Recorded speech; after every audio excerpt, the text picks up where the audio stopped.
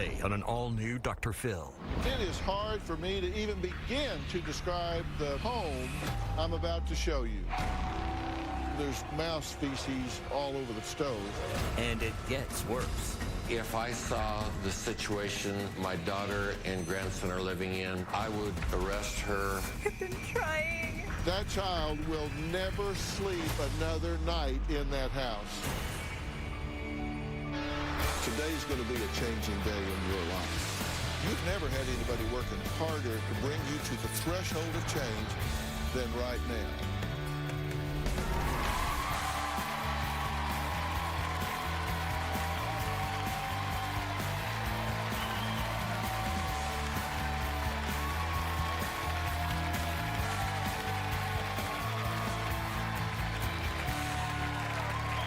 Typically at a loss for words, but it is hard for me to even begin to describe the home I'm about to show you. Words like unsanitary, death trap, fire hazard, well, they come to mind, but they do fall short. Take a look. Still pretty cluttered. We were told that this house was deemed a fire hazard and not livable. That's pretty accurate with all of the mold and lack of electricity and no plumbing. Well, what you just saw is the tip of the iceberg. Crystal admits she hasn't cleaned up in 2 years. Her stove doesn't work. She has no running water. The ceiling leaks. There are exposed wires, smoking electrical sockets, mice, and mold. Oh, but it gets worse. Crystal isn't the only one residing there. Her 12-year-old son, 2 dogs and 7 cats live there as well. Now, Crystal's parents, Fred and Cynthia, say the home needs to be burned to the ground. And as 2 former law enforcement officers, I cannot for the life of me understand why they have never called Child Protective Services. They claim if things don't change today, why today? But if things don't change today, they say that's exactly what they're finally prepared to do. Finally. But based on their past history, I'm not sure I can take them at their word. My daughter's house does need to be burned to the ground. I walked into the front room, which had mattresses and box springs that were stacked on top of boxes. There's an aquarium. Looks like about 3 inches of water in it. Crystal has 2 dogs, and I'm guessing around 6 or 7 grown cats at the house. Something of cat food. There's trash bags filled with trash. There was just so much everywhere. There wasn't any safe place that you could see to walk. My daughter is raising my grandson in a disgusting pigsty. This would be the dining room. Just the other day, my wife tripped twice walking through her house. There's trash everywhere. There's rotten food in the refrigerator. That isn't how my daughter was raised. Inside Crystal's kitchen, there's a broken stove that has mice feces all over and mice nests inside the burners. Kitchen floor, kitchen sink. The house reeks of rotten food. My poor grandson, he used to be afraid of the mice, but it's come to the point now that he just is not bothered by them at all. Her electrical situation is very dangerous. She has electrical cords running from the front part of her house to the back part of her house. In my grandson's room, there's no lights. The fixture is hanging from the ceiling with wires exposed. There's a power plug running through there. I was in Crystal's house 18 months ago. It was bad, and I told her she needed to get it cleaned up. She said she was going to work on it. I was in law enforcement for over 36 years.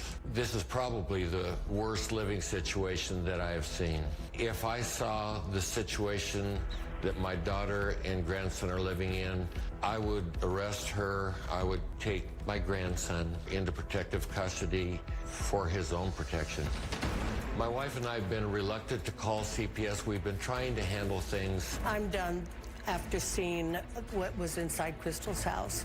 It is a total nightmare. My grandson will never sleep in that house again. Okay, Fred, Cynthia, well, first, before we start, both of you have spent your careers in law enforcement. That's correct. Yes. Well, let me just say to both of you, thank you very much for your service. Thank you. In law enforcement. I really have nothing but the highest respect for those that put on that uniform and stand in the gap to keep the rest of us safe. Thank you. Now to your personal life. How long have you known this was the circumstance in which your daughter and grandchild were living? I Because knew. you said after seeing it, I can't tolerate this. Is this a revelation? Did you just learn this? As far as the situation as it is right now, yeah. I mean, it was cluttered when we were last in there, but it was nothing like this at all. When were you last in there, before now? About 18 months ago. So she spiraled this much in 18 months. She did. Yes. And you hadn't been in that house in a year and a half. No. But this is absolute filth. Now, I mean, this Absolutely. isn't just clutter. This is filth. How many mice or rats are in this house? I wouldn't even venture a guess. You said there's a broken stove and there's mouse feces, rat feces, whatever, all over the top of the stove. And So mouse nests. And nests where they're breeding and having more mice, and so they've just taken over. This is where this child is living. Correct. Was living. He won't go He back won't there. go back. Yeah, and at first he was scared of the mice, and now he's not even afraid of them, right? No, He's it's a joke. They'll come up and cuddle under the sheets with them. The mice get in bed with him to stay warm, I Yeah. don't know why the mice go in there, but they do. but they do. You say sometimes that he would bathe in the river. Right. We've been kind of cutting back on the amount of time that they were spending at our house. And my daughter started taking him to the river, which is close by to where she lives. And he would rinse off there In the river. in the river. It's gotten to the point now where if this doesn't get resolved today, I'm calling CPS and the police. Oh, you won't have to. Okay. All right. You understand, I'm a mandated reporter, Absolutely. right? Absolutely. Just as you guys were when you were in uniform, I'm a mandated reporter. Right. I can't see this No. and not report it. This stops today, one way or the other. Yeah. That child will never sleep another night in that house. That's true. If it's up to me. Yeah. Because I will report this. He will be taken out of that house. And you know, the foster system is broken. I assume you would take the child in. Absolutely, in a heartbeat. And I don't know. I assume that they would consider that. But given your knowledge of the situation and failure to intervene, which is negligence on its face, I think there will be hard questions to answer there as well. Sure. And both of you say, really, if you had made a wellness check, or you got called there on a domestic violence call or disturbing anything, and you walked into there, you would have arrested her for child abuse. Absolutely. And taken the child into the system, Absolutely. called a social worker, and had the child removed from the home instantly, right? Absolutely. Absolutely. Immediately. But yet you've let days turn into weeks, weeks turn into months, and that child has lived in that filth all of that time. In retrospect, yeah. So who's this mother? I mean, who is this mother? I mean, is this mother completely lost? Is she not present? Is she mentally ill? Who would do this? Who would do this with a child? Well, that's the questions I get asked. And she's here. The mother is here. Crystal says her house is so dangerous, it's ready to spontaneously combust. She says she's terrified to leave the home because it's just a matter of time before it does burn to the ground while she's out. We're going to meet her after the break and find out how she explains raising a child in this environment.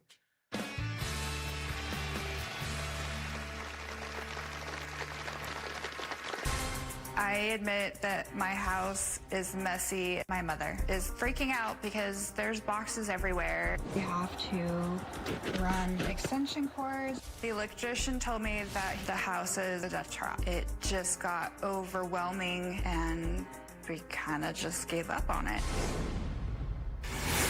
And later, that house looks on the outside exactly the way you feel on the inside.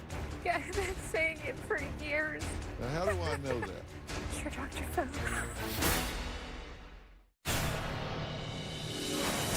Crystal's house is beyond dirty and smells. I just sit down.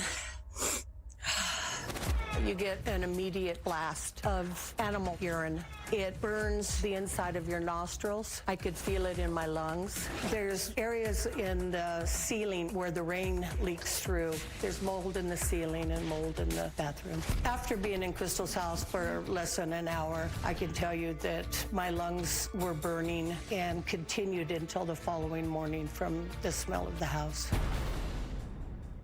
Well, Crystal believes that her home has become a physical manifestation of who she is right now. She says she knows her house is an unhealthy environment, but claims on most days she's lucky if she can even get out of bed.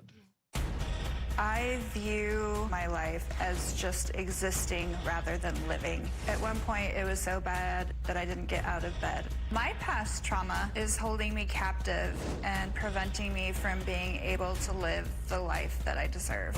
As you can see, it's pretty cluttered. I admit that my house is messy and overrun with clutter. I tried to get it fixed. When I moved in 3 years ago, the house was disgusting. I was completely caught off guard because we didn't have anywhere else to go. It just got overwhelming and we kind of just gave up on it. Because there's boxes of stuff everywhere. I order online. If I can order it online, I'm gonna order it online. And I was so convinced I was gonna be moving out of my house, I kept the boxes. So my living room and where you're supposed to have a dining room, my mother is freaking out because there's boxes everywhere. My house does not have electricity. There's no electrical to it, so we have to run extension cords and power strip. And the ceiling doesn't work. The electrician told me that the house is a death trap, so I felt very trapped. My bedroom walls have outlets that work, but we super overload them because I have things I have to plug into my room because most of the house doesn't have power. And then we run extension cords out of my bedroom down the hallway into my son's room so that he can have power. So we have holes in our ceiling where electrical wires are exposed. We have an almost working bathroom, but there's no hot water. It's misery. It makes me feel so bad about my house and my situation. I absolutely crave the chance to really give my son a better life. Crystal, Yes. you've watched Dr. Phil before, right? Yes. And there's a line in the open that plays every day that says, today's going to be a changing day in your life. Yes. Have you caught that, engineer? Today's going to be a changing day in your life. Okay. It's going to be a changing day in your son's life. Okay? Now, you're probably expecting that with looking at this house and everything that's been shown, that this is going to go pretty bad for you. That would be your thought. Right? I mean, anybody would think that anybody would look at a mother going in this kind of a situation and think you're going to get pretty bad marks as a mother, right? Yes, sir.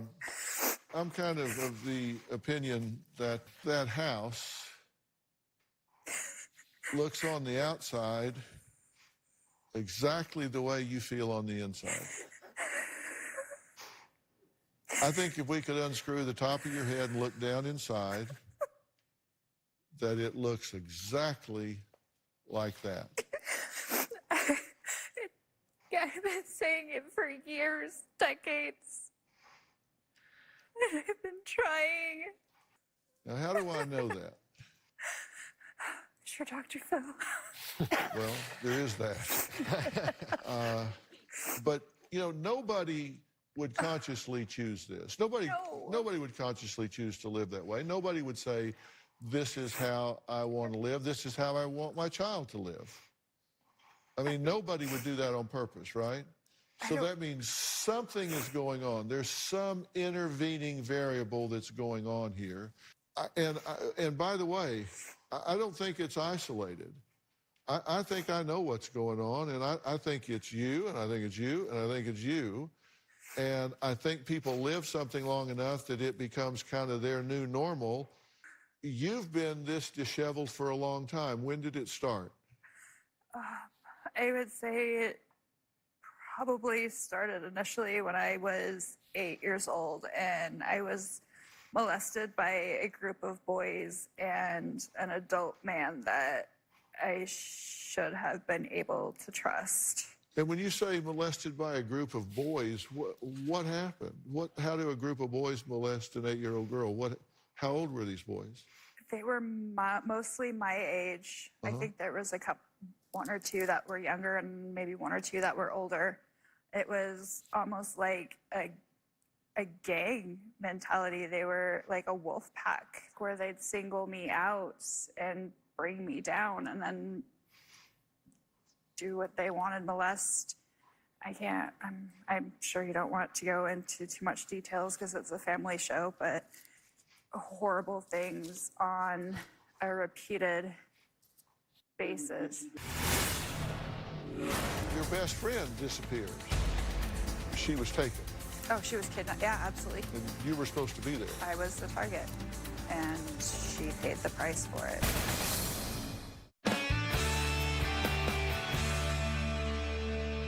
Fred and Cynthia say their daughter hasn't matured past 8 years old because she never healed from the traumatic incidents that occurred when she was younger. They claim that just months after allegedly being raped at knife point, her best friend was kidnapped and murdered by a serial killer known as the Werewolf Butcher.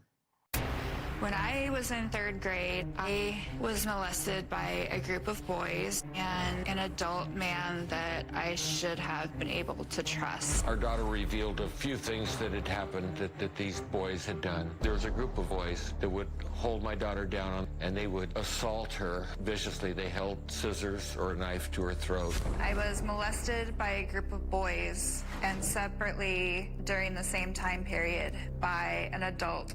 It went on for quite some time. The adult man that molested me told me if I told anybody about what happened, that he would kill my family, kill my friends, kill my pets. A short time later, my best friend Penny went missing. We found out years later my friend Penny was murdered by a serial killer. Jack Spillman was arrested for killing a woman and her daughter, and as it turned out, he confessed to killing Penny Davis as well. My husband Fred and I were contacted by a detective who told us Crystal was the original target. He had confessed that he had initially been after me, but I got sick the night I was supposed to go over there. I do feel like it was my fault. Crystal had nightmares as a child after her attack and still has nightmares to this day. She's been relying on the fact that she is a victim and it was a horrendous thing that was done to her. But it's 27 years later and it's time for her to heal. Well, it's past time for her to heal, but that's a lot easier said than done, right? Absolutely. So what does an 8-year-old girl say to herself when she gets home after something like that happens? I never felt safe again after that. This left injuries. Right. This left scars. Yes. What do you say to yourself? I'm dirty. I use. No one will ever love me. Unclean. I still, to this day, view my body parts or my private areas as unviewable or untouchable.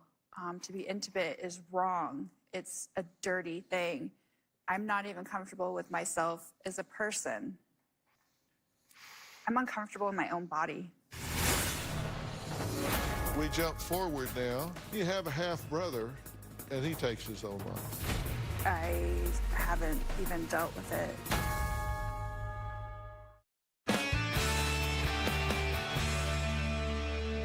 See, I believe we create the results in our life that we believe we deserve. And think about that for a second. Yeah. Let's look at what you've generated in your life as a reflection of what you believe you deserve. Because if this happens to you and you think, well, okay, so what am I now? They've done this to me, and so I'm now dirty. I'm now bad. I'm just trash. And so I look at your manifestation, and you live in trash. You bury yourself in trash. This is why I say this is an outward manifestation of what's going on inside your daughter's mind and her thought. And I wanted to accumulate this to get a feel for what we were talking about. So I put together a timeline of these traumatic events. You know, we start back at 8 years old, and she's molested by a gang of boys. And this didn't just happen once. No. This happened repeatedly, right? Yes. And by a male, someone that she should have been able to trust. Then we go further, and your best friend disappears. Yes. And then a little bit later, your best friend is found dead. Yes. And how was she found dead? I believe they found her jawbone. And they sent it off for testing, but they didn't find all of her. She was taken. Oh, she was kidnapped. Yeah, absolutely And kidnapped. clearly she was taken. Yeah. And you were supposed to be there. I was supposed to be there that night. It was supposed to be me. I You, got in sick. fact, were the target. I was the target. And how'd you feel about that? I still feel guilty that it was supposed to be me, and she paid the price for it. We jump forward now, and you get into a series of multiple abusive relationships. Yes. And during that time, you were abused pretty badly. Yes. In pretty much every way I could have been. Because, as I say, we generate the results in life we believe we deserve. Then you have a half-brother, and he takes his own life. Yeah. What'd you say to yourself about that? I haven't even dealt with it to this day, honestly. I don't know. It's just in the pile. It's in the pile. It's in the pile of undealt with issues. Then you and your fiance break up, and you and your son move into this current location. Yes. Then your son's biological father is found dead. Yes. I said that I really believe that this isn't just involving Crystal. And I questioned why the two of you have reacted the way you have to the situation she's living in, as well as some other things that have gone along. And I have some thoughts about that as well. You know, we all make choices in life about who we are, what we do, how we live. When you choose the behavior, you choose the consequences. And sometimes those consequences are very costly. I'm going to reveal what I mean by that. And these two are going to be very, very surprised right after the break.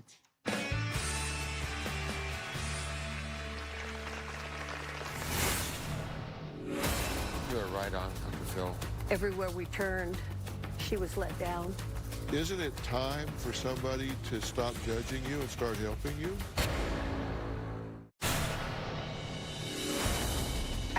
not been worried about my mom taking my son away from me because I've been an extraordinary mother to him. I think my daughter Crystal is capable of being a good parent to my grandson. However, right now, she's not at that place. My grandson was kind of raising himself. I have a roof over his head. He's being fed, his needs are being met, he's getting a good education. I do sometimes feel I'm spending too much time with my son. Sometimes it's hard to breathe or get a break because he's right there. Guys, we need to recognize something that's going on here, okay? And I need to be honest in saying that I can't diagnose anyone here. The diagnostic process is a complex process. I was in practice for years, and you go through a very involved process, but I can tell you what would be on my short list of considerations if I was doing so. And it involves one common thing among all three of you that I would very much consider, and that is I would bet all I can gather that you are suffering from a very severe case of post-traumatic stress disorder. I think it's comorbid with depression and certainly anxiety and a variety of other things, but certainly PTSD. That would be on my short list of considerations. And what you two may not be aware of is I think both of you two are as well. I think both of you are very likely suffering from a degree of PTSD as well. You've spent your entire careers in law enforcement, and you can't do that and not see things that people just aren't supposed to see. Deal with pain and loss and brutality and human suffering that people are meant to see and experience maybe 2 or 3 times in their life, and you maybe dealt with it 2 or 3 times in a night or a week. And so it has an effect on people mentally and emotionally. Sometimes in terms of paralysis, sometimes in terms of just kind of you having to wall things off and take a step back and just be a certain way. What do you think about what I'm saying to you? You're right on, Dr. Phil. You couldn't express it any better than that. I would have to agree. Not to discount my daughter's abuse, attacks by any sort. It's been very difficult for us as well to have dealt with our careers and then become a family that has a child that has suffered as she did, and everywhere we turned, she was let down.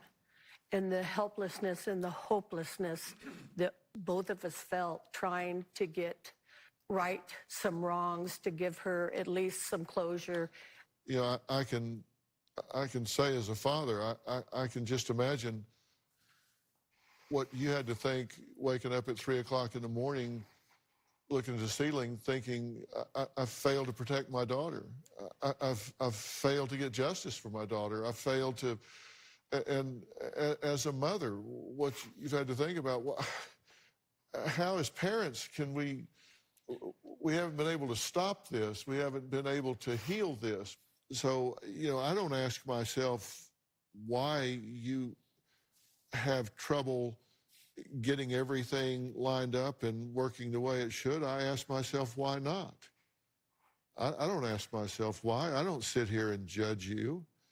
What I try to do is say, isn't it time for somebody to stop judging you and start helping you? I would very much like that. Next, Crystal says that she doesn't expect handouts from her parents and certainly doesn't want them to raise her son. Cynthia says she's enabled her daughter her entire life and believes Crystal simply couldn't function without her. Something has to change right now. And we're going to talk about that after the break.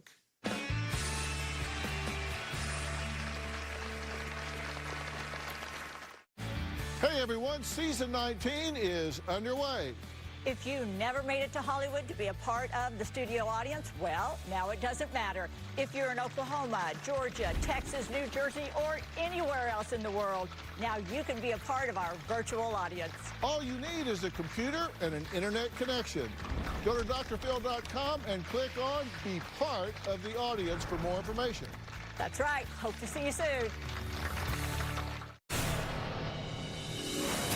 As a result of Crystal's childhood molestation, I'm realizing that I enabled my daughter. I catered to whatever she wanted, so she had that immediate fix of happiness. I'm afraid that in our trying to help Crystal to deal with life, that we've enabled her. We've provided her with a car and any number of things to try to help her out. Up until recently, I gave her money every month. I would pay for her hair or her nails. When we started working as EMTs, there was times that Crystal was not able to take the call, so I would take the call for her. I did not hold Crystal accountable. I'm adding somebody to the mix right now, Dr. Charles Sophie. He is a psychiatrist. He is the retired medical director for the County of Los Angeles for the Department of Child and Family Services, where he was a medical director for 22 years. He's a member of the Dr. Phil Advisory Board here, a very distinguished member, I might add, and a very good personal friend of mine, and I've asked him to be here. Dr. Sophie, thank you for joining us. Thank you.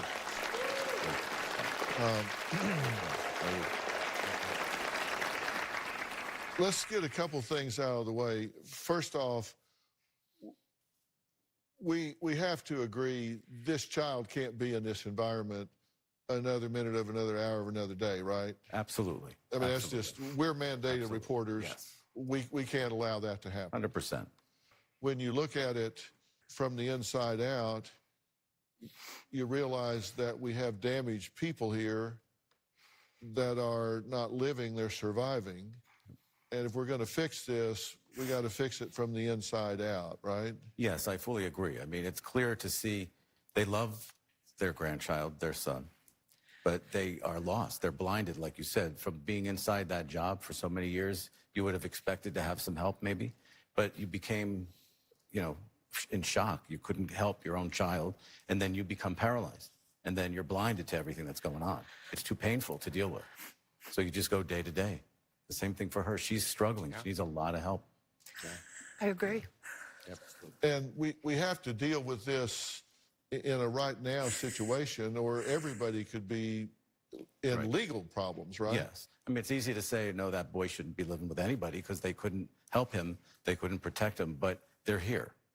And they love him, obviously, and they love her. Right. So it seems to me that this all starts by us helping her heal herself before anything else happens. What do you think? I definitely think so. And I also think we don't talk about the boy enough because he obviously needs a lot of support and help too. Right. He's been abandoned on many levels. He's been, exposed to a lot of really harsh ways of living. He's had his own level of trauma. So I think, yes, start with mom and have that boy somewhere safe and loved and protected. And I would say that you could probably do it, but I'm not sure that you're not traumatized too much yourself. I don't know. I mean, how do you feel about it? I believe our grandson should be with us. I recognize our failure for our daughter. And it came to a point where it needs to be taken care of, and our grandson would be safe with us, and he would get the needs, whatever needs he had met. But what about getting help for you? Are you open to that? Absolutely. We just want this family to heal. Yep. And her son belongs with her, not right now, Right. but her son belongs with her. Absolutely. Yeah. She loves her son. She would die for her Yeah. son. She's done the best you can do up to this point. He loves her so much. she would die for her son, but will she live for herself? Exactly. Because you can't give away what you don't have. And that's what we have to get to. And I have some very specific ideas about how that needs to happen. So what's to be done here? I'm going to give you my thoughts, and they're very, very action-oriented after the break.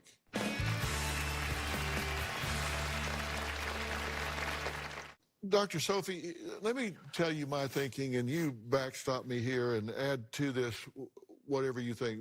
We've agreed this child has to be protected.